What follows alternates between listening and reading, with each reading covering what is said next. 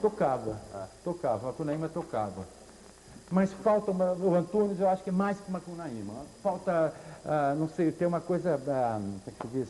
Falta uma coisa profana, uma coisa mundana que ele tinha nos espetáculos comerciais dele, que ele fazia brilhantemente bem, Plantão 21, que é um espetáculo assim, delicioso, do ponto de vista assim, de teatro comercial. E aí ficou uma coisa muito teatro cultural, teatro comercial. Mesmo Macunaíma, por exemplo, eu sentia muita falta da preguiça. Zé, O herói era muito de ferro. Zé, você deixou de considerar o cinema como uma possibilidade também para a sua linguagem? Nunca, Porque você fez um filme belíssimo da independência de Moçambique, um documento assim, emocional, emocionado, emocionante. Fez depois do Rei da Vela. Você sonhava filmar os Sertões, que é um projeto quase tão... Não, os Sertões, por exemplo, tem o Noilton que fez comigo o Rei da Vela, que é um filme que está inédito em São Paulo, que eu tenho certeza que um dia ele vai chegar logo, talvez vai chegar agora com o Centenário do Oswald, para todos, não é?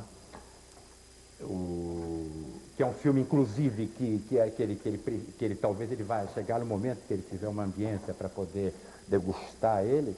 Os Sertões, por exemplo, é o projeto do Noilton Nunes, que trabalha para fazer fronteiras para a vida de Euclides da Cunha.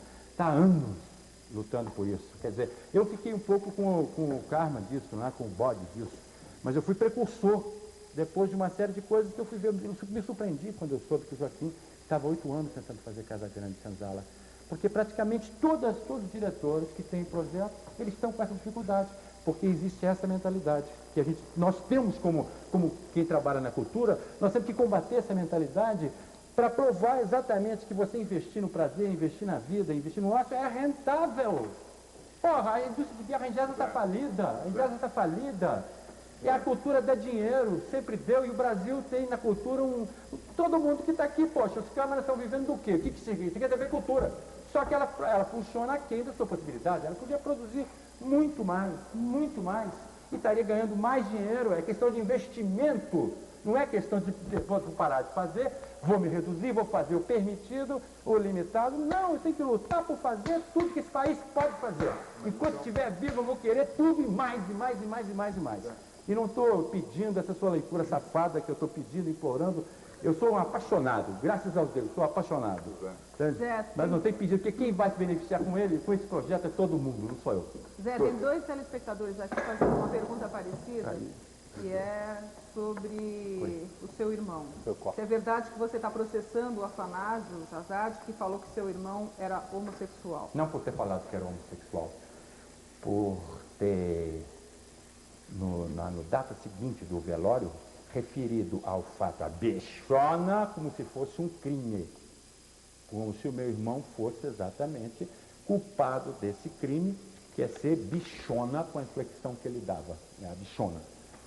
E isso realmente, ele estava me processando antes. O Atanásio, que é um outro sujeito muito talentoso, de um grande poder de comunicação, investido na morte, investido em Thanatos, investido nesse lado, muito bem. Esse sujeito me processou dizendo que eu difamo, que eu difamei ele dizendo que ele é um agente provocador da violência. Mas é a fama dele, é o papel dele, ele que escolheu, ele que quer, como ele quer o papel de imediato, o outro que quer o papel do violento. Então é o papel que ele tem. Aliás, eu adoraria também que ele fizesse os vacantes do mensageiro número 2. Aliás, é o seguinte, falando... E aí o advogado, o Thales Castelo Branco e o Antônio Ortiz me disseram, processa ele também. Se ele tem direito de chamar você no tribunal como crime, você tem o direito de dizer que é crime, ele chamar de crime uma coisa que não é crime, e se endereçar dessa maneira desrespeitosa ao teu irmão, que praticava o amor entre os homens, que é uma coisa de uma dignidade fantástica. O amor entre os homens, o amor entre as mulheres, o amor, como diz Eugênio Morro, além do sexual, o amor carnal, charnel. Você falou que está representando o ébrio um pouco por causa do seu irmão. Eu queria que você falasse um pouco mais disso. A gente passou muito en passant, né? Minha musa inspiradora, minha musa de verão é Luiz Antônio Martínez Correia. O que é o ébrio? O ébrio é o canto do bode, é o ébrio. O ébrio parece que foi uma armação do Luiz Antônio. Um dos maiores desejos do Luiz Antônio é que eu atuasse no teatro explícito, né? E ele, desde criancinha, ele trabalhou em teatro, desde menininho. Eu não, eu era muito careta, muito medroso. Eu também acreditava nessas coisas todas, assim, não, teatro não vai dar nada, botava uma balancinha aqui, eu tinha vergonha de botar meu corpo na cena.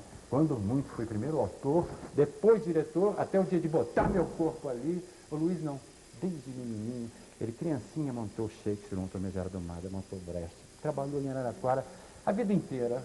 Quando o Hélio fala, nasci um artista, Luiz Antônio, a vida inteira ele só fez isso, não é? E depois ele veio para São Paulo, fez o Casamento Pequeno Burguês, com um sucesso enorme na Alemanha, na França, na Itália. E depois ele foi para o Rio. E no Rio ele tinha uma habilidade maior, mais novo que eu, 13 anos de diferença, não é? Tinha um recuo, porque ele veio pós AI-5, foi nos anos 70 mesmo, que o Luiz veio de Araraquara. Então ele tinha toda uma sabedoria e toda uma coisa menos preconceituosa que eu até, porque nessa posição assim, você às vezes você fica com preconceitos, né? E ele então, nesse minuto, eu acho que ele me pôs em cena pela força do destino e me botou nessa peça que eu fico vendo da coxia, eu fico vendo os atores fazer a cena, eu fico assim absolutamente apaixonado pelo talento desse diretor e dessa coisa, parece que essa peça, por exemplo, quando o ator chega e vai para o público, ele retoma aquele vínculo perdido no teatro musical brasileiro, que era um teatro central, que era um teatro, portanto, poderoso, eu sinto que ele está me jogando novamente no teatro, que foi através de uma paixão enorme como a dele que eu voltei a fazer milagrosamente. E tanto que eu estou topando fazer Lulu antes de fazer As Bacantes, porque As Bacantes só deve ser para a primavera do ano que vem, conseguindo levantar agora, entrar nessa campanha para levantar o dinheiro que é necessário para fazer o teatro, e eu quero trabalhar fazendo As Bacantes. Então eu vou fazer Lulu muito inspirado no Luiz Antônio, fazer milagrosamente. E tanto que eu estou topando fazer Lulu antes de fazer As Bacantes,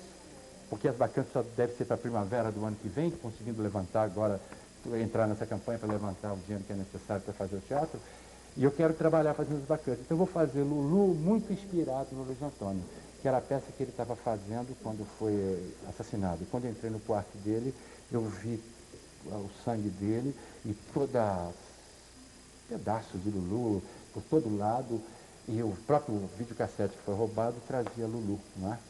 E Lulu também, depois eu fui ver o filme, eu fiquei muito impressionado, porque a Lulu, ela morreu no dia de Natal. E o Jacques Stripador recebe no filme uma vela, como se fosse mensageiro daquela justiça afanásica, para assassinar a Lulu no final. A Lulu é como Luiz. Luiz era Lulu. Luiz era aquela pessoa assim, é a pessoa que é o prazer total, sem moral nenhuma, sem nenhuma responsabilidade. É como a força da terra, o espírito da terra. As pessoas todas se apaixonam por ela, fazem mil caretices, morrem, acontece, mas ela tem uma inocência, assim, uma alegria absoluta, até que no final ela é assassinada, ela é apunhalada por Jacques Stripador, que é um personagem exatamente. A tendência foi trazer esse personagem mais para a Alemanha de agora, nas versões de Lulu, não é?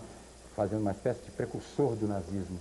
Como esse menino que está solto, que assassinou meu irmão, pelo estereótipo dele, de exterminador do futuro, não é? Eu sinto nele muito essa coisa do justiceiro, que quis matar no meu irmão toda essa coisa de vida que meu irmão representava.